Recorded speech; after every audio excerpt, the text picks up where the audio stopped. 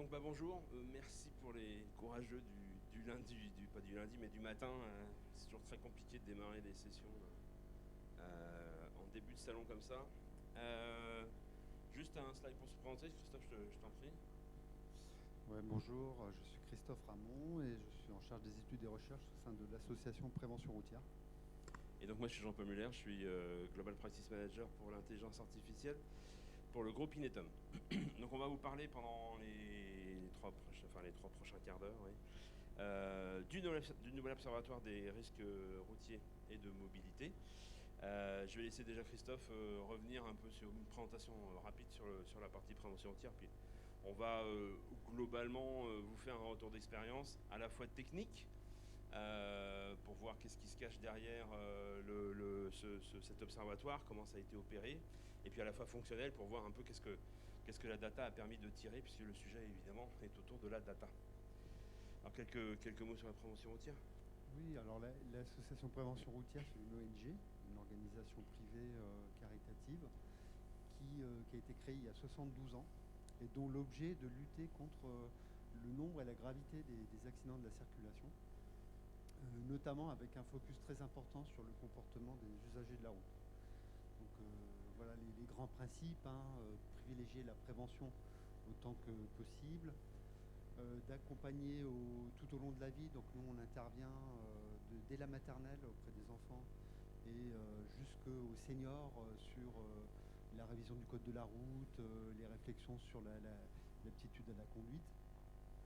Agir au plus près des usagers. Donc on a organisé avec un réseau national de comités départementaux et régionaux. Donc on travaille essentiellement avec des bénévoles. On a 1500 bénévoles qui font les interventions et en tout environ 30 000 actions de prévention de terrain. Fédérer les énergies, évidemment. Alors le principe de notre association, c'est de fédérer, c'est-à-dire que on n'a pas forcément un parti pris, on essaie de réunir autour de la table l'ensemble des parties prenantes de la mobilité, que ce soit des associations de victimes,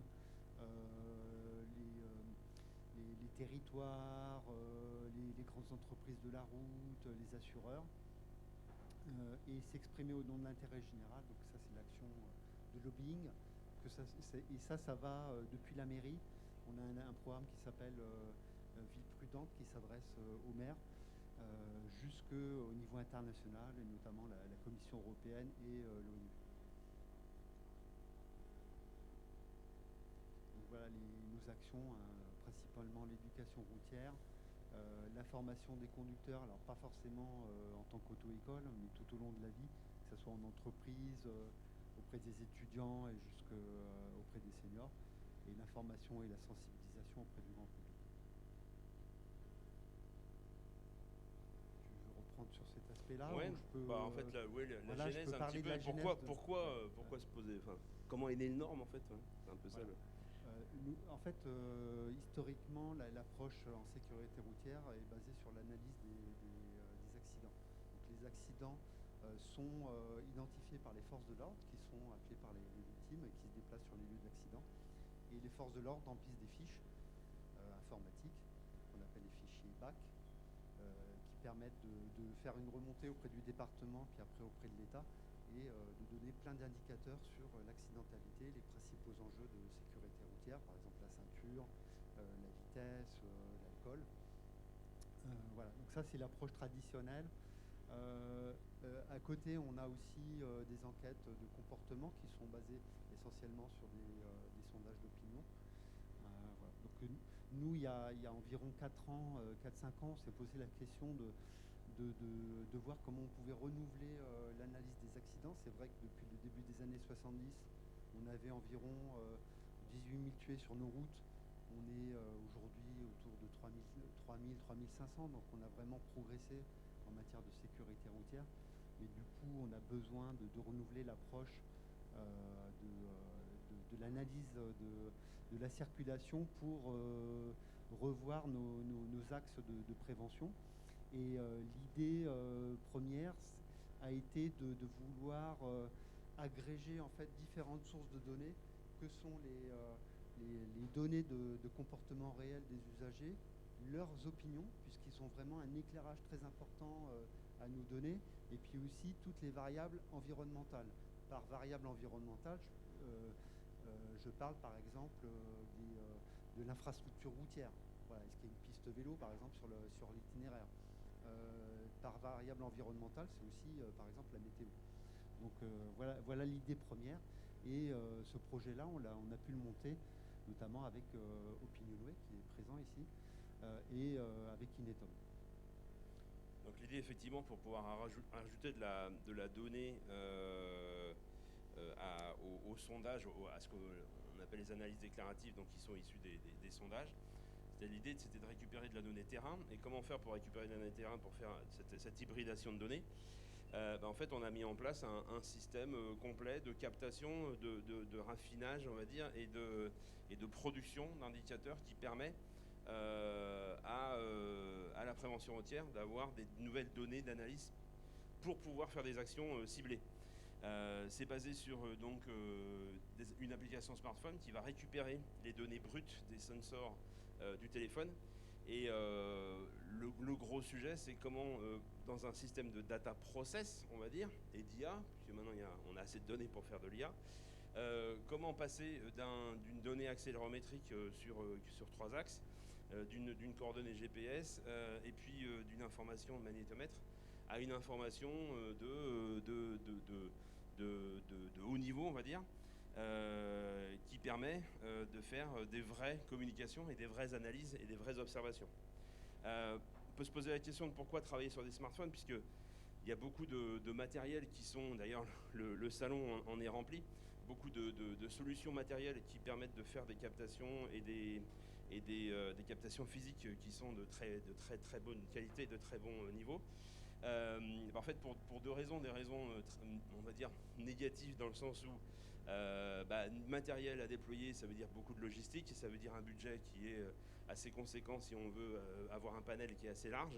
Et à l'inverse, le smartphone permet d'avoir directement des objets connectés, puisque le smartphone est by design, on va dire, un objet connecté et qui est très largement diffusé, et qui permet, avec la partie applicative, d'imaginer beaucoup plus de choses et beaucoup plus d'évolutivité qu'un matériel qui serait spécifique et qui ferait très bien le travail, certes, mais qui serait très spécifique et qui serait par ailleurs uniquement embarqué dans le véhicule. Alors, ce qui nous intéresse en particulier pour le nouvel observatoire des risques routiers et de mobilité, puisqu'on parle de mobilité routière et avec des voitures, mais le téléphone suit son propriétaire, et donc on peut avoir des autres cas d'utilisation dans l'idée d'une application qui récupérerait de la data pour aller la raffiner.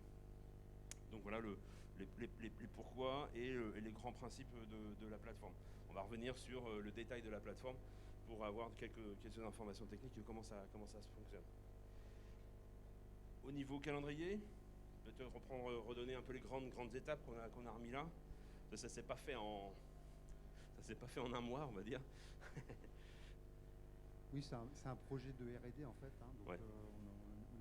On a débuté sur la réflexion dès avril. Et il y a eu une phase de développement qui a été très importante, avec les premiers débouchés, les premières applications mi-2018. Voilà, on a commencé à communiquer sur le sujet avec des premiers résultats. Voilà. Donc, tout à l'heure, on verra aussi la manière dont on fonctionne, puisqu'il y a une démarche itérative et collaborative. Et donc, en fait, c'est l'heure du premier bilan, puisque depuis novembre 2019, on a vraiment un processus de run. Donc, ça veut dire quoi, un processus de run? Ça veut dire qu'on récupère des données. Et pour vous donner quelques chiffres, pour essayer de concrétiser un petit peu ce concept, on est déjà à plus de presque 5 millions de kilomètres parcourus.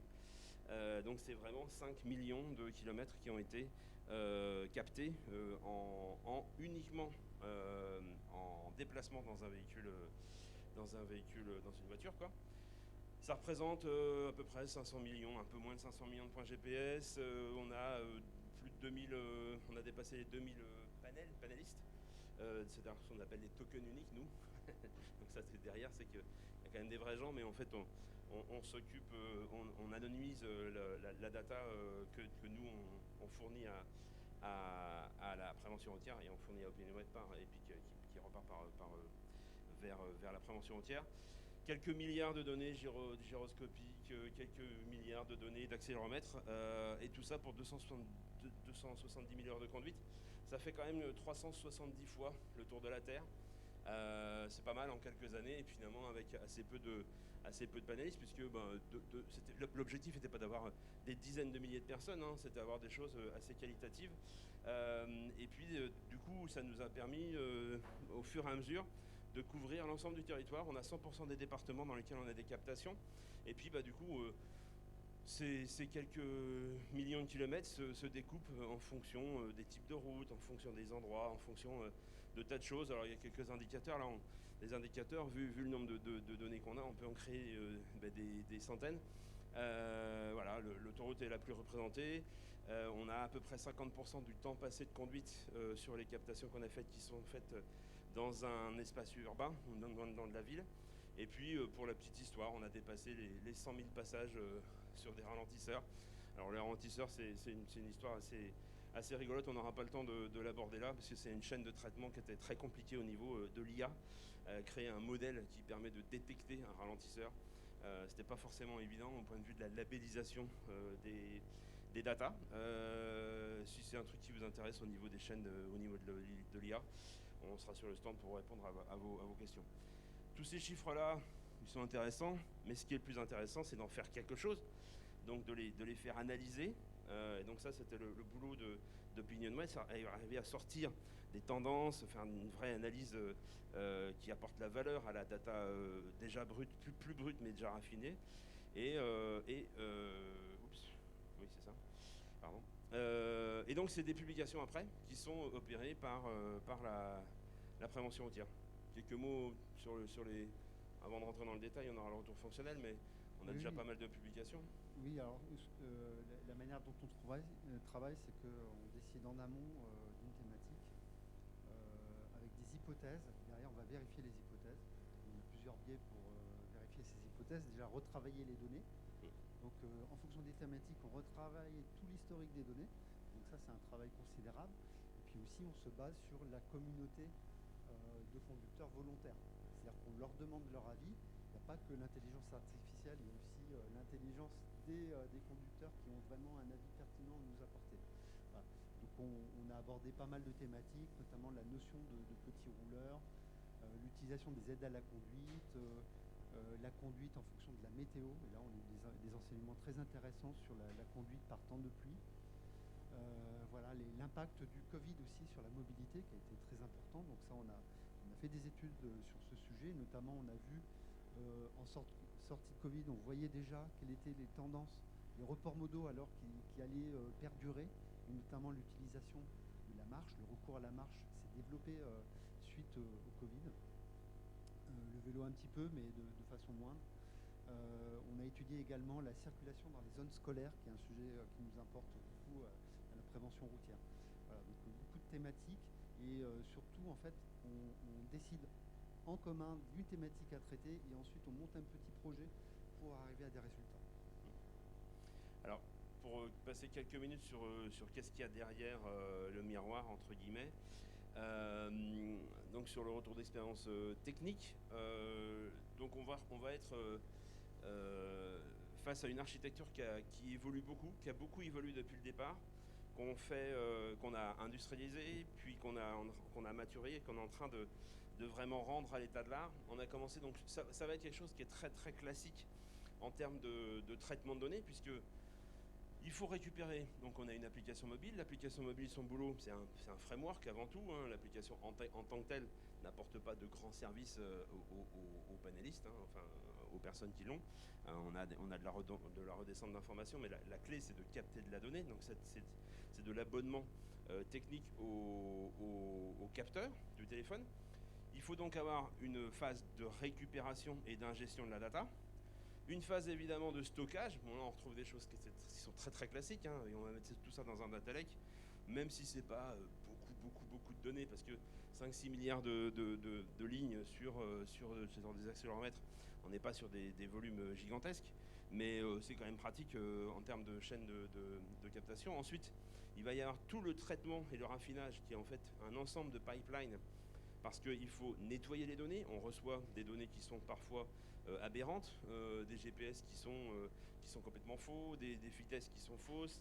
Il y a des trous, il y a des choses à lisser, il y a une étape très importante de réalignement par rapport à la route. Donc on va aller chercher des datas extérieures, OSRM et puis OSM sur la partie, enfin sur l'overpass qui est lié à toute l'information liée à OpenStreetMap, pour retrouver les segments de route, pour enrichir et savoir exactement où se trouvait la personne et dans quelles conditions elle était donc en train de rouler. En source extérieure, on a parlé de la météo. On va rechercher aussi toutes les informations de météo a posteriori pour pouvoir faire les analyses, avoir l'information permettant de faire les analyses après. Tout ça donc va permettre de réintégrer une donnée un peu plus propre et un peu plus raffinée dans le fameux data lake, et puis faire des extractions, tout bêtement, pour que ça puisse être analysé par la suite. Donc la chaîne et puis remonter quelques statistiques à l'utilisateur par le biais de l'application. Donc là, on a une chaîne qui est finalement extrêmement classique, qui initialement était complètement sur Azure et utilisait tous les services Azure, enfin des services Azure voilà, de traitement, notamment du Stream Analytics, du Data Lake, etc. Qu'on a fait évoluer pour être beaucoup plus efficace en termes pour la récupération de data externe. Quelque chose de finalement extrêmement important, puisque la data brute qu'on a, elle ne porte pas beaucoup d'informations, même raffinées. Et c'est avec la capacité d'aller chercher des informations de plus en plus spécifiques. On a parlé tout à l'heure de l'environnement. L'environnement est important, et notamment une communication qui a été faite sur les écoles, et aussi sur les aires d'autoroute, sur les pauses qu'on a. Donc ça, c'est de l'information qu'on n'a évidemment pas quand on a le téléphone et puis on a des points GPS et des accéléromètres. Donc la clé, c'est d'aller de manière la plus efficace possible, aller chercher des datas extérieures dans des open data, dans des autres sources de données, pour pouvoir, a posteriori, c'est-à-dire c'est ça la clé aussi, c'est que quand on décide d'un nouveau thème, l'idée c'est que le système nous permet de bénéficier de tout ce qui a été capté avant, et de ne pas se dire juste, à partir de maintenant, je vais faire des captations qui vont me permettre d'aller regarder ce qui se passe quand les gens conduisent et comment ils conduisent dans une zone à 30 versus une zone à 30 qui est près d'une école. Donc on a travaillé beaucoup sur un passage en microservice de l'accessibilité, enfin de l'accès on va dire, à de la data extérieure, qui était la V2 la partie la plus importante de l'architecture. Et aujourd'hui on met vraiment complètement à l'état de l'art, on va dire, cette plateforme, en lui organisant, on va dire, un système de stockage à l'état de l'art en bronze, silver, gold, c'est-à-dire le niveau de qualité de la data, sachant qu'on a essayé de travailler depuis le début sur la fourniture aussi de scores de qualité par rapport à la data qu'on récupère, pour savoir qu'est-ce qu'il faut prendre ou pas pour les analyses. C'est-à-dire que pour des analyses qui sont très larges, on va pouvoir se dire, ok, c'est pas très grave si la data à tel niveau, tel indicateur, il n'est pas de très très bonne qualité, puisque je vais pouvoir avoir quelque chose de lissé, quelque chose une vue globale. Mais pour des sujets qui sont beaucoup plus particuliers, on va vouloir récupérer de l'information qui sera uniquement de très très bonne qualité. Et même si je jette 2 milliards de data accéléromètres, c'est pas grave, parce que je vais vouloir préférer la qualité sur ce type d'indicateur et ce type d'analyse. Donc le passage avec une redondance quelque part finalement entre les niveaux de bronze, silver et gold au niveau de la qualité de la data nous permettra de encore plus faciliter l'accès à tout l'historique et en fonction des études. On va revoir, Christophe va représenter ce schéma qui est vraiment très itératif et qui nous permet de faire des nouvelles observations. Nous permettra d'être encore plus, entre guillemets, agile pour les prochains thèmes demain, qui utiliseront des données dont on ne sait pas des indicateurs dont on n'a pas connaissance aujourd'hui, mais qu'il faudra qu'on recrée à partir des données brutes de l'historique. Et puis techniquement parlant, on a eu un passage de toutes les chaînes de traitement sous Databricks pour qui ça parle. Et donc on est vraiment complètement à l'état de l'art sur cette partie de compute, y compris sur, en fait, quand je parle des chaînes de traitement, c'est des pipelines qui sont indépendants les uns des autres et qui sont mis en séquence pour, comme j'ai dit, aller nettoyer, aller réaligner, ce qu'on appelle nous le snap to road, aller créer des indicateurs, par exemple l'inférence d'un modèle pour savoir si sur une fenêtre glissante d'accéléromètre, la personne est passée sur un ralentisseur. Donc on fait toutes les analyses de tous les accéléromètres pour savoir si, et on demande à un modèle si ça ressemble à un passage sur un ralentisseur. Le score nous permet de taguer un nouveau compteur, etc. Et puis de localiser finalement ce ralentisseur grâce aux coordonnées GPS qu'on a par ailleurs. Tout ça, c'est des pipelines. Donc le bloc de traitement Databricks est un ensemble de pipelines disponibles, mis en séquence, et qu'on va utiliser systématiquement pour produire les datas qu'on utilise à chaque fois. Et puis, quand il y a un nouveau besoin, quand il y a un nouveau thème, on va rajouter des pipelines. Donc, ce que c'est en fait, on a des datasets initiaux, on fait les entraînements où on fait les règles déterministes, et puis on va historiser toutes les expérimentations qu'on fait pour la création de ce pipeline, et puis une fois que c'est bon, on le met en production. Et une fois que c'est en production, on va l'utiliser avec les données quotidiennes. C'est assez classique, hein, il n'y a rien d'exceptionnel. Le truc qui est intéressant, c'est que une fois qu'on a mis en prod ce modèle, on a en production aussi un système de continuous training, c'est-à-dire d'entraînement continu pour là où ça peut avoir de l'intérêt. Je parlais des ralentisseurs tout à l'heure. En fait, pour améliorer la détection des ralentisseurs, ça peut être vrai pour plein d'autres... je focalise sur les ralentisseurs parce que c'est quelque chose d'assez illustrant, quoi. On a les données, on va permettre de faire l'inférence, mais les données qui sont inférées, on va les réinjecter dans un cycle d'entraînement continu qui nous permet de remettre en production des modèles qui sont améliorés grâce aux données de la production. Et tout ça a été et aujourd'hui implémenté dans l'outil de MLOps de Databricks qui s'appelle MLflow, et ça nous permet d'avoir une vraie mise à l'échelle réelle, concrète, hein, dans la vraie vie, avec des centaines de milliers de données qui arrivent tous les jours d'un cycle de continuous training et de ce qu'on appelle le MLOps, donc du DevOps du machine learning. Voilà. C'est pareil, si c'est un sujet qui vous intéresse, on peut répondre à toutes les questions que vous souhaitez à la fin ou sur le stand sur la partie MLOps. D'un point de vue fonctionnel, retour d'expérience. Oui, donc là, j'ai remis les principaux objectifs de ce projet de notre point de vue, hein. Voilà, j'en ai parlé tout à l'heure, c'est d'identifier et d'analyser les risques routiers et d'aboutir à de nouvelles actions de prévention ou de recommandations. Et puis aussi, c'est un outil qui permet d'expliquer et de convaincre de l'importance de mettre en place de nouvelles mesures. Par exemple, l'analyse qu'on a faite dans les zones scolaires. Focus justement sur la démarche itérative, je pense que ça c'est vraiment intéressant. La démarche itérative, vraiment, c'est on a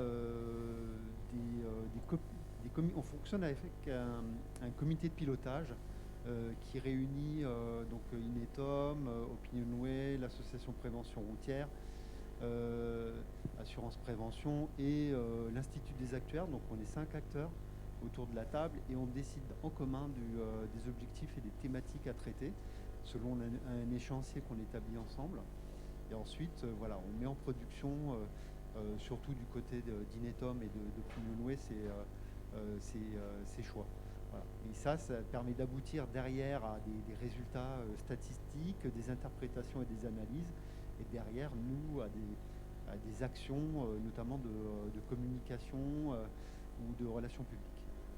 Alors effectivement, ce qui est intéressant, c'est que l'impact, il y a un impact et technique et fonctionnel sur les nouveaux thèmes qui sont pris. C'est-à-dire que quand on se décide de dire, bah voilà, ça serait bien de voir un peu comment les gens gèrent leur temps de pause sur des trajets longs. C'est un thème. il faut, une fois qu'on donne un thème comme ça, évidemment, il y a des conséquences, entre guillemets, il y a des choses induites sur gérer une pause. Qu'est-ce que c'est une pause? Où est-ce qu'ils vont faire la pause? Les trajets longs, etc. Donc on va revenir sur les sujets d'autoroute. Il nous faut les informations sur non seulement le positionnement des aires, etc. Parce qu'on va supposer qu'ils vont faire évidemment leurs arrêts sur les aires, mais pas que, parce que les gens peuvent sortir de l'autoroute, etc. Donc il nous faut des informations qui sont au départ pas dans le système d'information et dans tout ce que j'ai décrit avec la chaîne de traitement. Et ça va pas venir des données captées. Ça veut dire que c'est là où il faudra qu'on aille vérifier, regarder si les éléments nécessaires à l'application du thème, à l'analyse du thème, sont bien disponibles, dans quelle mesure ils sont disponibles en termes de quantité, de qualité et d'exhaustivité. Et puis il y a des impacts parfois sur le panel, c'est-à-dire qu'il va falloir faire des recrutements spécifiques. Là en ce moment en fait il y a une initiative, on va en parler peut-être juste après, sur l'éco-conduite. Là il y a un impact assez fort sur l'organisation du panel. Donc la définition d'un nouveau thème nous fait parfois, alors ça peut être des choses rapides, où on a déjà toutes les données, et puis des fois ça fait comme tu disais un mini-projet sur lequel on va réenclencher une petite itération basée sur l'ensemble du système qui existe déjà et bénéficier de toutes les données qui étaient déjà captées avant en les enrichissant, puisque comme on a les coordonnées GPS de tout l'historique, on peut aller vérifier demain si les données d'hier ne correspondaient pas finalement à une personne qui s'est bien arrêtée sur une aire d'autoroute alors qu'on ne regardait pas avant l'endroit des aires d'autoroute. Ça c'est un truc qui est assez important. Et du coup ça donne des recommandations plutôt concrètes ou des évaluations, et notamment on a un projet en cours actuellement sur l'éco-conduite, donc c'est un sujet un peu d'actualité étant donné la hausse des prix des carburants. L'idée c'est d'exposer des panélistes volontaires à des messages sur l'éco-conduite et de voir derrière quels seront les impacts sur la conduite de ces personnes-là. Là on est à la moitié du processus. Donc on espère avoir des résultats intéressants à partager, aussi des recommandations, peut-être pour faire évoluer les critères d'éco-conduite, pour nous emparer aussi de ce thème en tant qu'association de prévention. Voilà, donc là l'exemple que j'ai mis sur l'écran, c'est le partage de la route. Donc on s'est intéressé aux cyclistes, mais par le prisme des conducteurs automobilistes. Et du coup on a croisé en fait tous les trajets de circulation qu'on a capté par rapport à la présence ou non d'aménagements cyclables, pour voir quel était le comportement réel des conducteurs automobilistes en présence d'aménagements cyclables. Et on a vu que le fait d'avoir des aménagements cyclables avait un impact important, par exemple, sur la vitesse. On a aussi identifié des catégories de conducteurs qui sont plus en difficulté vis-à-vis des cyclistes, et notamment les seniors, et notamment aussi toutes les personnes qui ne font pas elles-mêmes du vélo. C'est-à-dire que les automobilistes qui pratiquent le vélo ont un comportement plus adapté lorsqu'ils sont en voiture vis-à-vis des cyclistes. Alors ça c'est un super exemple d'hybridation de la donnée. Parce que typiquement, si on ne garde pas l'aspect déclaratif, on ne peut pas récupérer des informations d'usage qui ne sont pas liées à la chaîne de traitement. Donc en fait, il faut bien voir ça, la valeur est vraiment le 1 plus 1 égale 3, quoi. Parce que les sondages en tant que tels ont une vraie valeur, la chaîne de captation peut avoir une vraie valeur. C'est quand on les hybride où on va pouvoir avoir des choses beaucoup plus intéressantes que les deux séparés, quoi. Ça c'est un exemple qui est vraiment très concret. On peut voir par exemple comment conduisent réellement les conducteurs qui ont perdu des points sur leur permis de conduire. On voit qu'il y a une vraie différence, hein. On a vraiment des enseignements intéressants. Une petite remarque aussi, c'est que il y a un biais, c'est-à-dire que les volontaires ont téléchargé une appli, donc ils ont un téléphone, un smartphone, etc. Donc on peut se poser la question, est-ce qu'ils sont représentatifs des Français? Et pour pallier à ce biais, avec Opinionway, on mène aussi des enquêtes auprès de panels représentatifs de Français pour voir s'il y a des différences fondamentales entre nos panélistes, qu'on appelle les éclaireurs, et les Français de manière générale. Puis c'est finalement un biais qui est intéressant en termes de pure étude, puisque on va se dire qu'il n'y a pas de chauffard qui va télécharger l'application. Mais justement, quand on fait beaucoup d'études comparatives par rapport aux données elles-mêmes, c'est-à-dire que sur une personne qui a l'habitude de rouler, si on reprend la météo, parce que je me rappelle à l'époque où on avait regardé le sujet de la pluie, une personne qui va rouler a priori correctement, puisqu'elle a téléchargé l'appli, parce qu'elle est panéliste, parce qu'elle a fait l'effort et qu'elle veut participer à cet observatoire. Donc on va considérer que c'est un bon conducteur.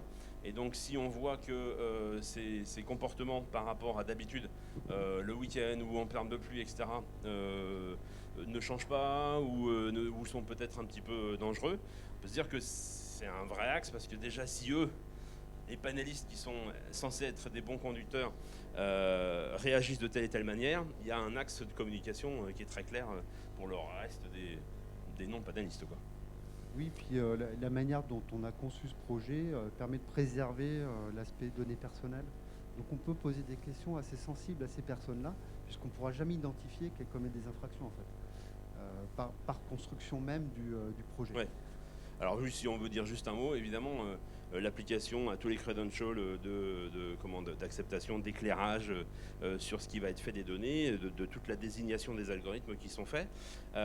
Donc les gens acceptent de manière éclairée. On a un système de GDPR avec un système d'archivage qui détruit les données au bout des X années qu'on a précisé dans les credentials. Et on a une séparation technique, en fait, de la donnée sur tout GPS. Nous, on ne sait rien des personnes. C'est pour ça qu'on appelle ça des tokens uniques, parce que ce n'est pas des personnes. Là où Opinionway connaît bien ces panélistes, puisqu'il va leur poser des questions auxquelles nous, on n'aura jamais accès, d'ailleurs, en termes de réponses. Et donc, nous, c'est juste un téléphone qui se balade et qui envoie des datas. La coordonnée GPS est une vraie information de recaractérisation. C'est-à-dire que même si, a priori, on ne sait pas qui est la personne derrière, on peut dans certains cas, essayer de retrouver qui est la personne à l'aide de ces trajets. Mais ces données-là ne sont jamais fournies à Opinionway. C'est-à-dire que nous, on fait des agrégations, et tout ce qui est de la notion de la localisation, c'est pas de savoir si c'était la D94 sur laquelle il y a eu telle captation, c'est sur un segment de type départemental. Et en fait, c'est ces données-là qui sont agrégées, sur lesquelles il n'y a plus l'information de GPS, donc il n'y a plus possibilité de recaractérisation, qui sont fournies à Opinionway, sur lesquelles sont faites les analyses, qui sont refournies à la prévention routière. Donc quand il y a une séparation technique, on va dire, qui fait qu'on essaye, déjà on est conforme à tout ce qui est déclaratif, en termes de RGPD et autres, et on essaye d'être le plus séparé possible en termes de fourniture de données au fur et à mesure de l'avancement de la chaîne de traitement pour conserver, pour préserver la confiance des éclaireurs. Si on fait un petit focus maintenant pour finir sur qu'est-ce que c'est, déjà 3 ans, qu'est-ce qu'on va faire pendant les 3 prochaines années. Alors déjà, il y a un sujet, c'est que cette plateforme dont je viens de parler, on l'a tellement industrialisé qu'on en a fait un produit. On a un produit qu'on appelle Platypus. C'est le nom de code, c'est pas forcément le nom du produit commercial qui est en cours de redéfinition. Et qu'est-ce que c'est ce produit? C'est finalement ce que je vous ai expliqué. C'est un framework de captation. C'est une data platform avec tous les systèmes de base d'administration et de création des pipelines, et un portail d'administration, je n'en ai pas parlé tout à l'heure, mais c'est un portail d'administration qui permet de manager, de voir toutes les captations, le nombre de personnes qui se sont engagées, le nombre de personnes qui ne sont plus là, est-ce que les tokens, on appelle les tokens, est-ce qu'ils captent, est-ce qu'ils captent plus, est-ce qu'ils captent encore, combien ils captent, est-ce qu'il y a des... voilà, pour pouvoir faire des relances, pour pouvoir faire... etc., etc.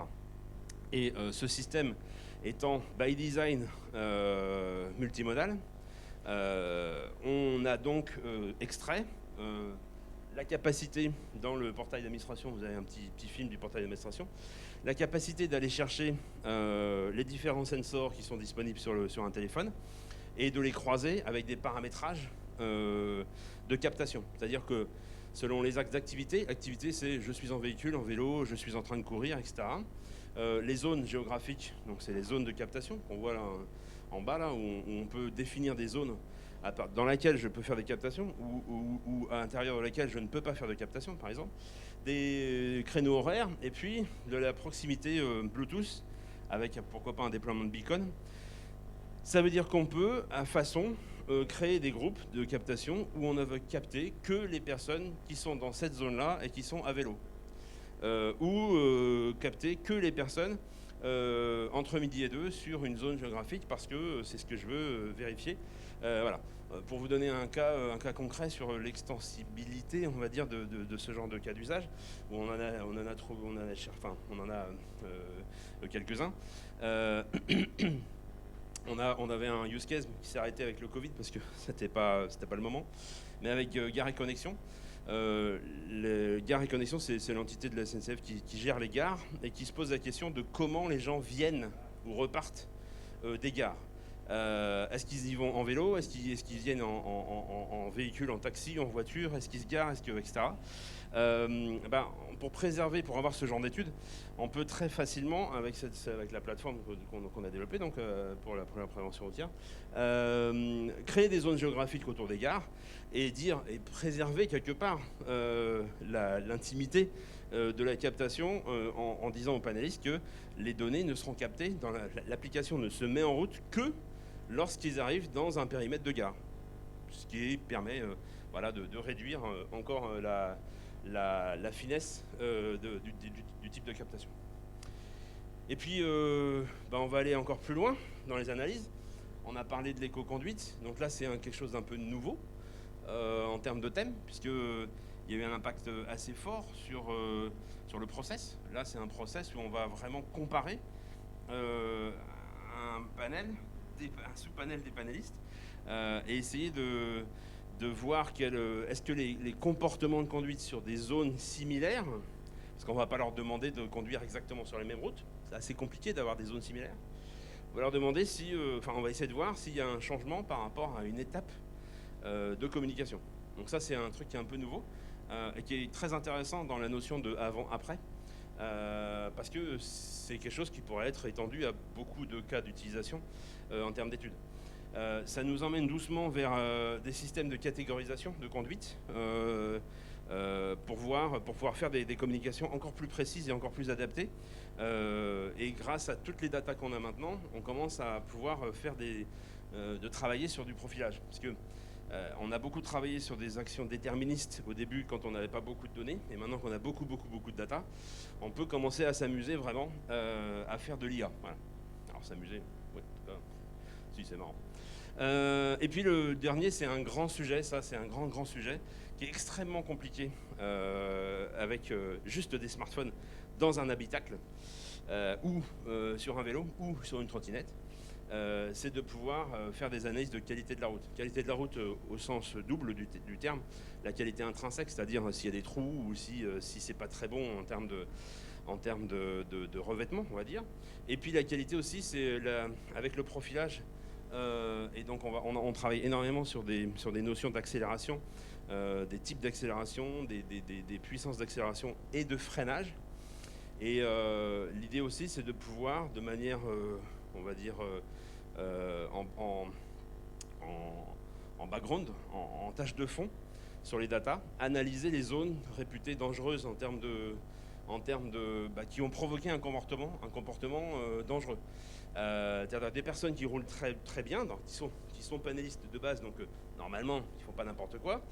Et à des endroits, on a systématiquement un comportement de freinage brusque, au dernier moment, etc. Qui fait que peut-être là, il y a un problème de qualité de la route dans le sens de l'aménagement, dans le sens peut-être d'un virage, dans le sens d'un manque d'affichage, etc., etc. Et ça, c'est des choses qu'on pourra faire, même forcément sans thème, même pas forcément sans thème, mais de manière très récurrente. Voilà le partage qu'on voulait vous faire, à la fois sur l'intérêt de cet observatoire qui a déjà 3 ans, et puis vous donner un peu de fond sur la plateforme technique. Si vous avez des questions, évidemment, on est à votre disposition, n'hésitez pas. Je sais pas. Oui, une question. Merci pour cette présentation, c'était très intéressant. Très beau travail. Je m'appelle Bruno Lescalier, je suis responsable R&D chez Sistel, qui équipe la moitié des départements français des services de secours et d'incendie en France. Donc c'est une thématique qui nous intéresse directement. On travaille sur la prévention des accidents avec les données des SDIS, avec leur accord bien sûr, toujours dans le respect de la RGPD, etc. Et avec des données vieilles de 20 ans. Donc un peu de stock. Donc c'est pour ça, il y a plein de choses qui matchent Bien avec sûr. ce que l'on fait, Ouais, qui peuvent se nourrir mutuellement, Ouais. éventuellement. Et juste pour finir, une petite question un peu bête. Vous avez parlé à un moment donné de l'étude générique des routes, c'est-à-dire que vous arrêtez au type de route, départementale, régionale, etc. Est-ce que vous prenez en compte la configuration, c'est-à-dire la situation géographique, montagne, mer, plaine, urbaine, etc. Ouais, on a les informations, on garde l'altitude. Et pour l'instant, on n'a pas eu de thème ou d'analyse faite sur est-ce que le type de route départementale mais en montagne a une influence. Là, ça pourrait être un thème, puisqu'on a l'altitude en fait. On a l'information d'altitude, ce qui nous permet, avec des tracés, de voir si on est sur des routes qui sont effectivement en pente, entre guillemets, entre les débuts des segments et les fins des segments. Ce qui nous permet d'avoir on aurait l'information, on pourrait reconstruire l'information assez facilement sur l'aspect montagne. Après, sur l'aspect de la régionalisation, on fournit une information maintenant à Opinionway sur, tout en gardant, en coupant cette histoire de localisation, de la région. Enfin, on a la capacité de donner la région dans laquelle ça se passe. Parce qu'effectivement, il y a des thèmes ou des analyses sur lesquelles on veut aller un peu plus finement. C'est pas de l'idée, de monter, de pointer du doigt en disant, je sais pas moi, en Aquitaine, on conduit moins bien que dans le Limousin. Genre ça, c'est pas ça l'idée. Mais il y a certains thèmes, qui sont nécessaires, pour cette information ou cette information nécessaire. Donc on a tout un système de, je sais plus comment ça s'appelle sur la localisation, on remet l'information des trajets, parce que le grand thème sur lequel on communique, c'est la notion de trajet. C'est notre agrégat. Nous, on a les informations unitaires du GPS, toutes les données GPS, et on va recommuniquer des notions de trajet, en fait, à Opinionway pour ces analyses. Et on peut fournir, en fait, une information de région du trajet, pour voir si, eux, après, c'est pas nous qui faisons les analyses, pour le coup, on se contente, entre guillemets, de produire tous les indicateurs qui permettent de faire. Et c'est un indicateur qu'on a aussi, et qui est disponible, qu'on peut fournir. Donc, quelque part, on ne l'utilise pas forcément dans les premiers thèmes qui ont été utilisés, mais c'est des infos qui sont disponibles et qui pourraient être utilisées plus tard, encore une fois, même avec, si on a des retraitements pour enrichir les données captées de l'historique. Alors, je sais pas si ça répond à votre question, mais... Si. Ouais, ok. Ça marche. Merci. Je reviendrai. Est-ce qu'il y a d'autres questions? Non. En tout cas, on est disponible. Si vous voulez en savoir plus, soit techniquement, soit fonctionnellement, on est encore là. Et puis, vous avez les coordonnées dans le début de la presse. Ton stand, c'est E33. E33, voilà, dans la grande allée là. Merci beaucoup. Merci.